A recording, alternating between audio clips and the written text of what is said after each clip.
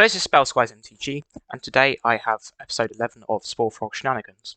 In today's episode, we have a fight-off between Sythis, Harvest Hand, which is an enchantment deck. Then we have Edric Spymaster Trest, which is a small creature attacky deck, so aggro. And then we have Kinnan, Prodigy, which is sort of a combo deck, and benefits of Alec playing Mana Dogs. This is a pretty quick game, only lasted half an hour, so let's get on with it.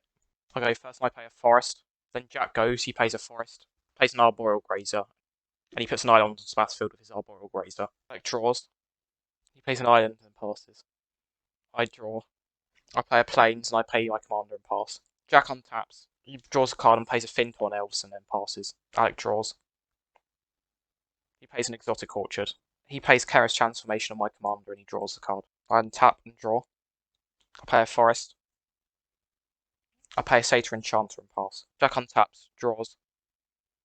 He pays 3 to cast a crevice person. He taps 1 for Llanowar Aegar.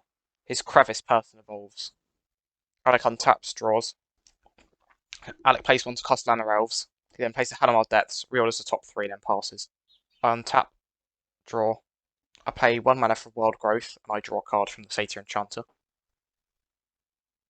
I float 1 white mana to cast Elvish Visionary, and I draw a card. I play Tranquil Expanse, then pass the turn. Jack untaps and draws. Jack casts his commander. Jack plays a Cumaneous Speaker. The Evolve man evolves. Jack attacks me with a 2/4 unblockable. I take 2. He then draws a card from his commander. Alec untaps, draws. He plays a forest. He pays 2 to cast his commander. He taps 3 to cast Basalt Monolith, which means he now has infinite mana. He has a blue to infinite mana and casts Windfall. I have 6 cards, so we'll discard our hands and draw 6. I untap, draw. I play a forest. I tap 4 to cast Cause of Grace, I draw a card, and I become the Monarch. I pay a green to cast Unbridled Growth, and I draw a card. I pay 1 to cast Llanowar Elves, and then I pass. Jack untaps. He draws. He plays a forest. Jack plays an Enclave Cryptologist. He plays a Sporefrog and another Geezer, and a Krosan Wayfarer. He plays a Child of Thorns.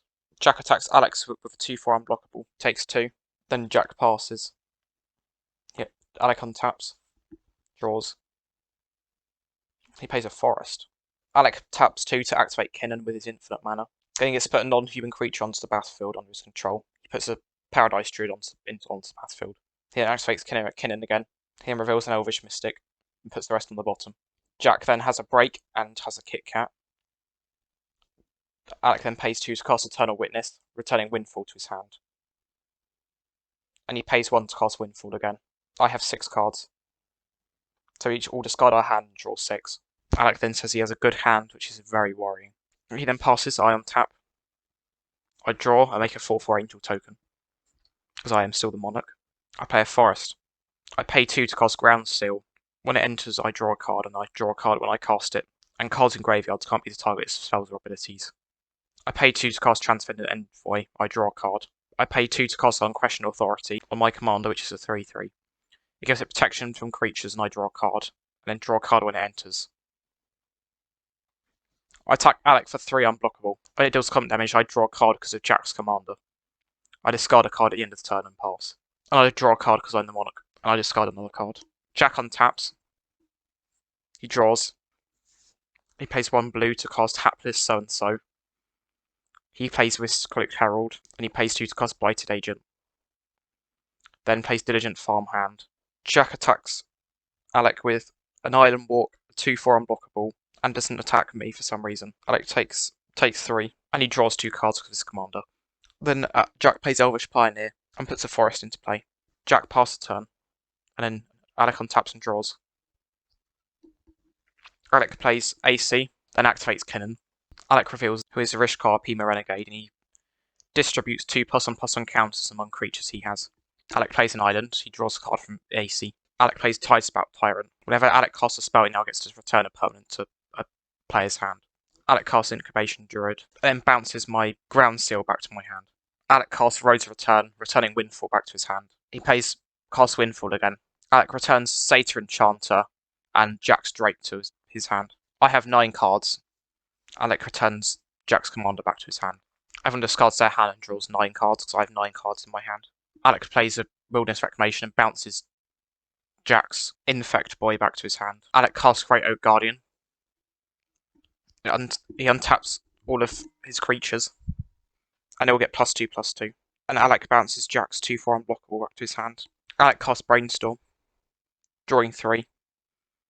And then puts 2 cards on top. Alec plays an extra land because of AC. And plays a blue. He then casts Peninsula. He now has infinite coloured mana. But then Alec has no blue mana to untap the creature he attached it to. So he cannot win this turn. From the cast of Peninsula, Alec bounces a random thing of Jack's because it's impossible to see what he has. Alec pays a green to cast Reclamation Sage. He destroys one of my enchantments and then bounces another one of Jack's things to his hand. Alec then passes. I untap, I draw for turn, and Alec untaps all of his land. I pay Plains and I tap 2 to cast Open the Armory, and I search my way for Darksteel Mutation. I then cast Darksteel Mutation and put it on Alec's commander. Alec responds and casts Arcane Denial, countering it. I sacrifice Unbridled Growth to draw a card. Darksteel Mutation is countered. I tap 5 mana. I cast Slash the Ranks to destroy all creatures and Planeswalker apart from commanders. Alec opts. He keeps the card on top, draws it, and then casts Counterspell to counter my board wipe. I play a Command Tower and pay 2 to cast Fertile Ground. And on Jack's upkeep, I end up drawing 2. Jack untaps, draws, and Alec says to return 3 more of Jack's things to his hand. Jack plays a Reliquary Tower. Jack pays for this Geezer. He then plays a Mistcloaked Herald. He taps 5 to cast Shamanic Revelation, drawing a card for each creature he controls, and he ends up drawing 10 cards. Jack then passes, and he can't do anything to Alec's board. Alec then activates Kinnan an infinite number of times in our end step to put all of his creatures in his deck onto the battlefield, and then swings at us the following turn. And wins the game. Thanks for watching the game. That game went pretty quickly. From about turn, I think it was 4, Alec had a Basalt Monolith and could go infinite any time. And we held on for quite a while, but then he eventually managed to draw the Peninsula and win because he could pump all of his infinite mana into Kinnan and put all the creatures onto the battlefield. Most valuable card of the game, Chemist Transformation, because it stopped me from snowballing off really early on with my commander. I had to play the Satyr Enchanter first. I reckon if I got that, maybe I could have drawn a board wipe first instead of having to spend another turn playing the Satyr Enchanter. Also, another pretty valuable card was Kinnan. It allowed Alec to win the game.